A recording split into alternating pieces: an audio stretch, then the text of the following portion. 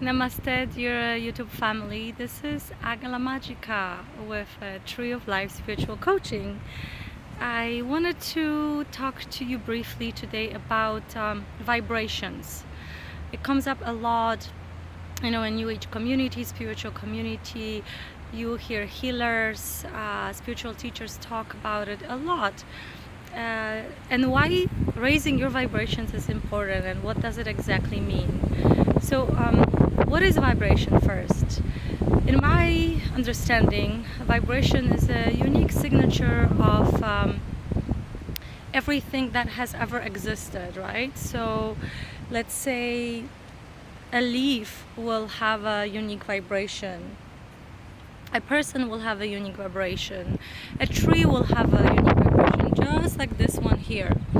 And it is a combination of things that this person or being or plant or animal accumulated in their life, in their expression of life, expression of a source in its own unique way. And even things like water, food that we eat, thoughts that we have, every single thing affects our vibration, affects our unique signature. So if you are looking for tools or ways to raise your vibration, it is important that you start monitoring your thoughts, monitoring the food that you eat, the expressions of yourself that you present to others through words, through thoughts. Everything really is affecting that field that represents you, that is you.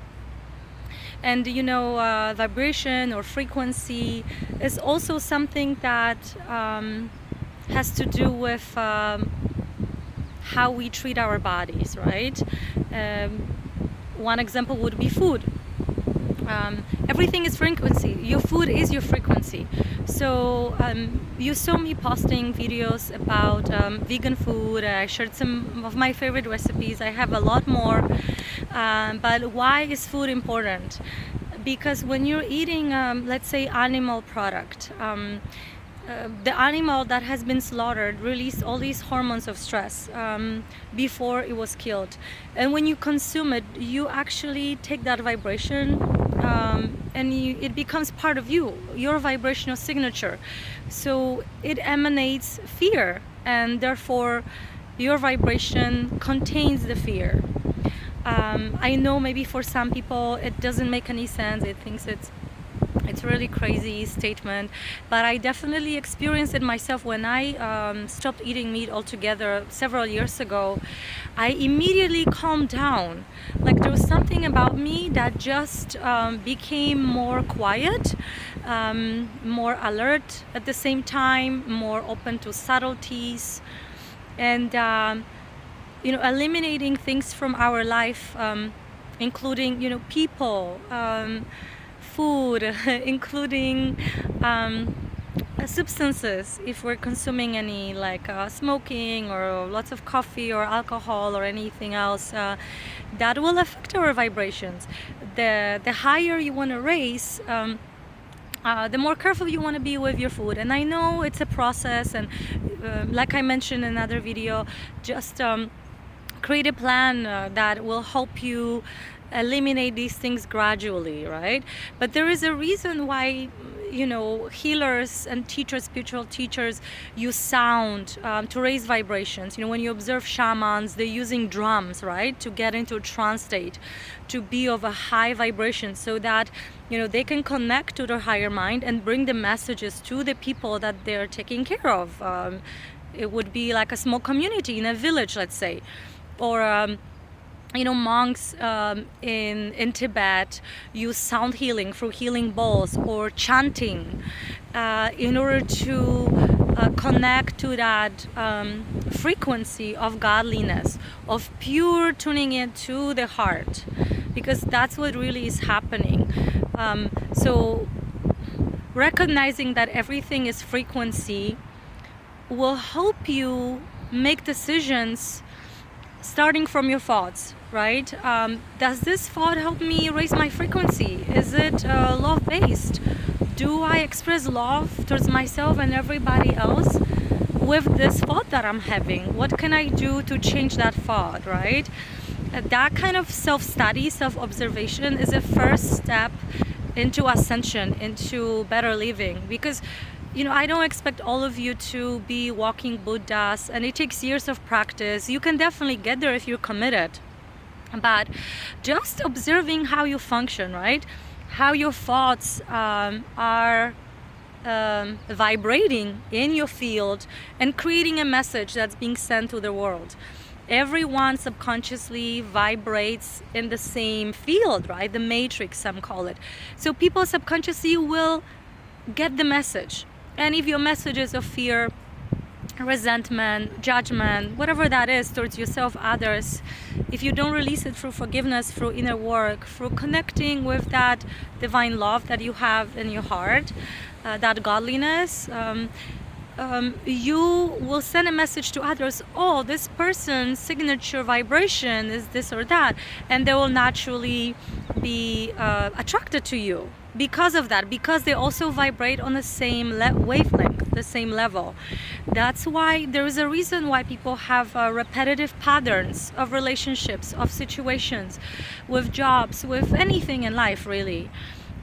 When you observe patterns, it's really important that you take a step back and ask yourself, what is the mechanism? What is the internal language that I'm using towards myself? Because, like a lot of teachers say, everything that is outside our experiencing is a resonance. It has a correlation with what's happening within us, in our mind, in our heart. That's why, understanding our being from vibrational standpoint is essential if you want to evolve. You want to obviously use discernment, and I don't want to brainwash anyone, and or in that sense, I want to wash your brain with positive thoughts, with possibility that there is a different perspective that you might apply towards yourself that will give you happiness. Isn't that what we really want? We want to feel happy with ourselves. We don't want to feel lonely. We want to feel like we're connected with everything, with nature, with friends, with people, with our jobs, kids, everyone. So when we remove these layers by observing, okay, what is the signature vibrations of my thoughts when I wake up first in the morning, right? What do I send out? Then tracing it back, connecting it with memories from the past, connecting it with people, working with someone locally, like a healer, or through Skype, someone who is a life coach, will really help you get the results faster. Or you can, sign up for meditation courses, join local meetups that focus on that type of work. Because I'm telling you, these people are not crazy. They're not living in La La Land. We all live in this world. I live in San Francisco, very competitive place, beautiful place, but it is not a place for softies, as I say.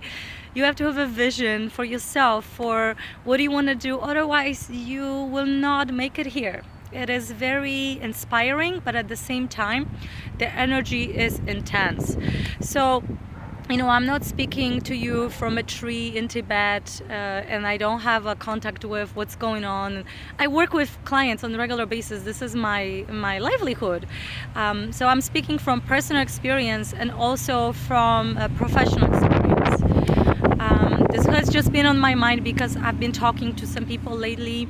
I connected with some healers, and I wanted to clarify that. So if that connects with you, maybe you want to share your comment, subscribe, ask a question if I wasn't clear enough, and let me know if that resonates with you. What does it mean, and what would be the next step for you once you recognize, okay, that vibration doesn't serve me. So thank you for watching in this short episode. I wish you a vibrant day, ecstatic inner journey. Thank you for watching, and I'll see you in the next episode of Tree of Life Spiritual Coaching. Namaste.